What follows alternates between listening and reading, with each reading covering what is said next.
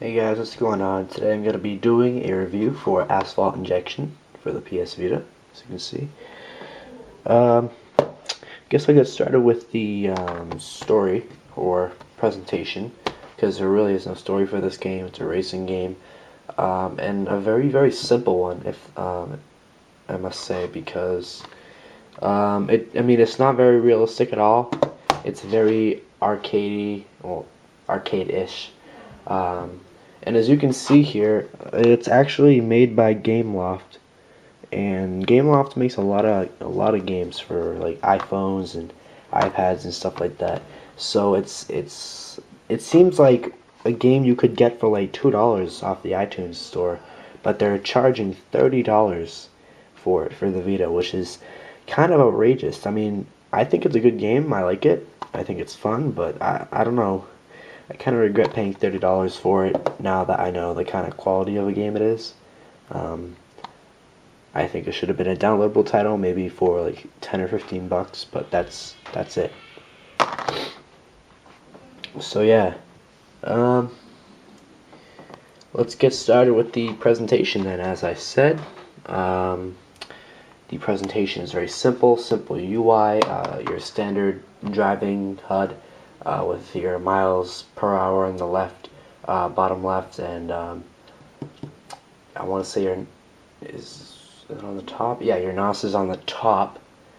Um, that's pretty much it, and then you have your positions and your laps and all that.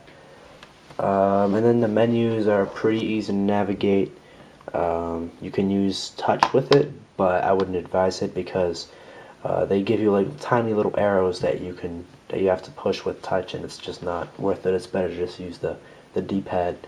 Um, so yeah, graphics wise, this game uh, doesn't really look that great. The PS Vita is capable of some really great looking graphics, but this doesn't quite live up to it. As I said, it kind of looks like one of those cheap iPhone games or whatever. I mean, the graphics, they're okay. The textures could have been a lot better. The cars could have looked better. The environments could have looked better. But from what I've played, it looks good. It looks pretty good for what it is. You know, it's a launch title. Not many launch titles actually take full advantage of the Vita and its capabilities. But the lighting is good and all that kind of stuff. Um, so yeah, I mean, I don't really care about graphics that much anyways, but just throwing that out there, they're definitely not the best graphics you will get. So in terms of gameplay, it's your pretty standard racing game. There are different modes to choose from, like simple racing or normal race. I think that's what it's called. Elimination, cop chases, drift, um, beat 'em all, and urban havoc or urban destruction, something like that. So yeah, they give you quite a bit of modes to choose from. A couple of them are more similar to others, um, and yeah. So, but overall, I'd say the actual racing aspect is pretty fun if you are into arcade racing games or even like action racing. But if you're looking for something like realistic or like Gran Turismo or all that, you won't find it here. So probably don't even try picking this up. Um, but if you like arcade, like kind of fast paced, then get this game. There are like power ups, cash power ups, NOS pickups. This game requires you almost to use a lot of NOS and just to drift your way through a bunch of different tracks, which there are 15 tracks, by the way. All of them are actually pretty nice. I like them. There's jumps and everything you can do, shortcuts. So it's very fast paced like that. A couple of things I found inconsistent. Um, One is the drifting. I'm a pretty good drifter in this game. I'm not going to brag, but I am a pretty good drifter. But one thing that I didn't like was sometimes you can be just speeding down in adrenaline mode, which is basically when you have your NOS all the way up, you can activate adrenaline mode. It just makes you faster, and you can like push cars out of the way and stuff like that, just drive through crap. And so yeah, it's inconsistent because sometimes when you're drifting and you hit a wall, just like you just slam right into it. You won't crash. You'll just keep driving. But then other times, even if you're using adrenaline mode, even if you just go close to the wall, if you just skim it just a little bit with your bumper or whatever, you will crash.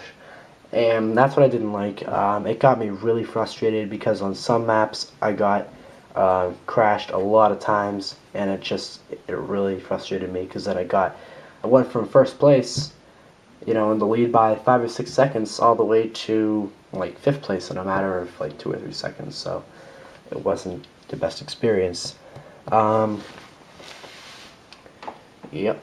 And then what was the other thing? Oh yeah, inconsistencies. The other thing was the cars never feel fast enough ever.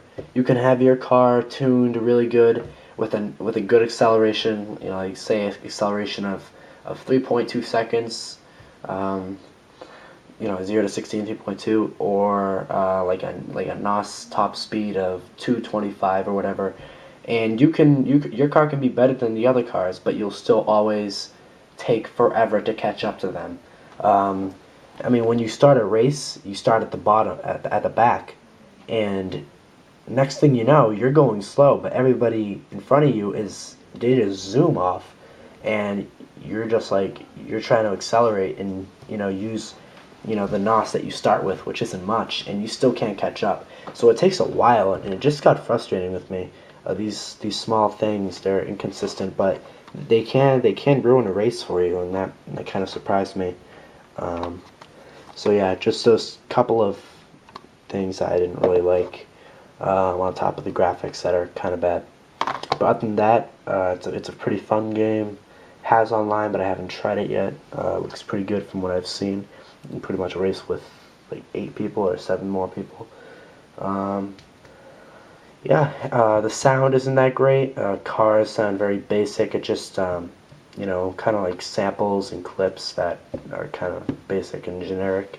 The announcer is very annoying. Well, not annoying, but just kind of like repetitive. She says the same things, and it just gets kind of cheesy. After a while, you just want to make her shut up, but you can't. Music is pretty good. It kind of has like some electronic music in there, some fast beat music. So that's what I liked.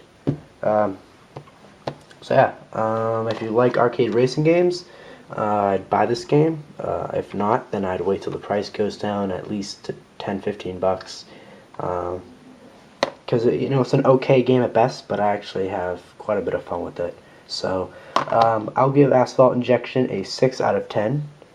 If you haven't checked out my Rayman Origins review, please check that out as well. I'll put the link right there, so you can just click that, and you can watch that. So yeah, thanks for watching. I'll see you guys in the next vid, and hope you enjoyed. Peace.